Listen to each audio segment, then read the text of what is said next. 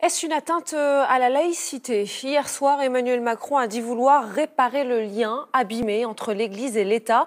Un président qui s'adresse pour la première fois à toute la hiérarchie catholique et qui ajoute « Et qu'un président de la République prétendant se désintéresser de l'Église et des catholiques manquerait à son devoir. » Il n'en fallait pas moins pour faire débat. Le lien n'a pas été abîmé avec les églises, mais en particulier avec l'Église catholique.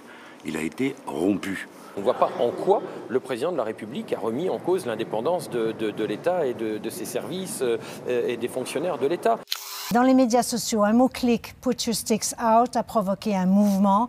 Des hockeyeurs du Canada et d'ailleurs aussi ont sorti leurs bâtons à l'extérieur pour saluer les 15 victimes de la tragédie routière. Beaucoup d'émotions donc, et beaucoup d'interrogations également. Comment un tel accident est-il possible? Le camion arrivait de l'Est, oui. Puis il s'en venait vers l'intersection. Il y a un stop ici que vous voyez. Oui. Il devait arrêter ici. Puis l'autobus avait le droit de passage. Le conducteur du camion s'est-il arrêté à l'intersection comme il devait le faire? Sa vision a-t-elle été obstruée par les arbres à sa gauche?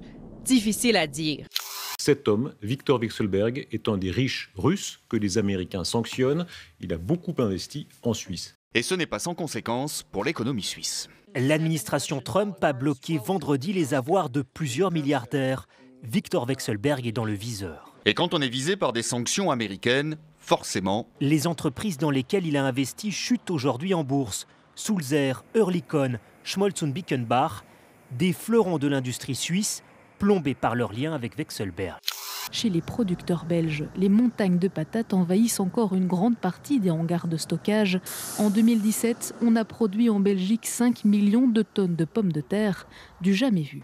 La pomme de terre beaucoup plus rentable que les céréales, sauf bien évidemment quand tout le monde s'y met. Le deuxième facteur, c'était le temps. Donc on a eu une année propice à avoir de bons rendements aux pommes de terre. Par rapport à une mauvaise année 2016 où peu de pommes de terre récoltées se sont vendues à prix d'or, 200 € la tonne, l'année 2017 fait le grand écart.